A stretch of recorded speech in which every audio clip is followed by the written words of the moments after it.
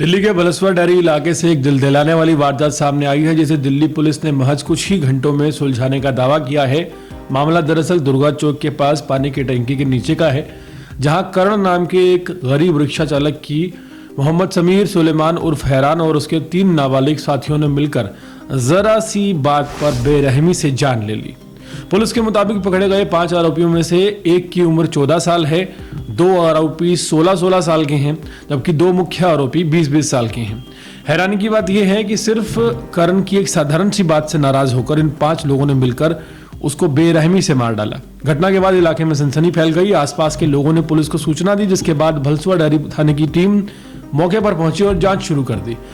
Police ने कुछ ही घंटों में सभी आरोपियों को पकड़ लिया। पूछताछ में सामने आया कि आरोपियों का झगड़ा करण से किसी मामूली सी बहस को लेकर हुआ था, लेकिन गुस्से में उन्होंने बहस को खूनी अंजाम दे दिया। दिल्ली के बलसवा डेयरी इलाके में 8 तारीख की रात एक ऐसी वारदात हुई जिसने पूरे इलाके को हिलाकर रख दिया।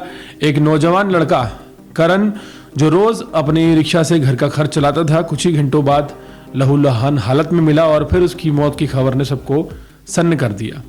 किसी को भी यकीन नहीं हो रहा कि इलाके का एक सीधा साधा लड़का इस तरह बेरहमी से मार दिया जाएगा, लेकिन पुलिस ने जिस तेजी और समझदारी से इस केस को सुलझाया है वो अपने आप में एक मिसाल है। 8 नवंबर की रात बलसवा डेयरी के दुर्गा चौक के पास करण अपने ई रिक्शा पर जा रहा था। तभी वहां कुछ लड़के उसके पास आए और उसे बात करने के बहाने रोक लिया। करण के दोस्तों के मुताबिक वो लोग करण से कुछ बहस करने लगे और फिर अचानक उसे जबरदस्ती अपने साथ ले गए। बाकी साथी हैरान होकर वहां खड़े रह गए। कुछ ही देर में खबर आई कि करण को पानी की पाइपलाइन के पास गंभीर चोटों के साथ पाया गया है। उसे तुरंत BJRM अस्पताल ले जाया गया, लेकिन डॉक्टरों ने उसे मृत घोषित कर दिया। पता चला कि इस हत्या की साजिश समीर नाम के एक युवक ने रची थी।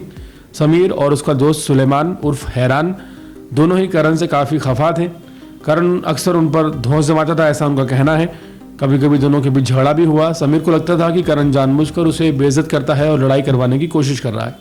इसी गुस्से में उसने अपने कुछ नाबालिग दोस्तों के साथ मिलकर, तकरीबन 3 दोस्तों के साथ मिलकर उसको सबक सिखाने का प्लान बनाया।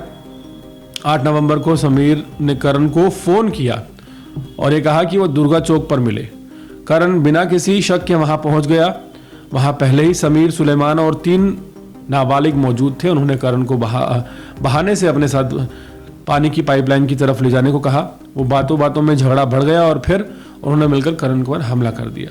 सुलेमान ने उसका गला पकड़ा और दबाने लगा, जबकि बाकी लड़कों ने ईंटों और पत्थरों से मारना शुरू कर दिया। कुछ ही मिनटों में करण बेहोश होकर गिर गया। हमलावर वहां से भाग गए, लेकिन करण की जान नहीं बच सकी। पुलिस अब जांच को आगे बढ़ाने की कोशिश की और कुछ ही घंटों में 5 आरोपियों को गिरफ्तार कर लिया।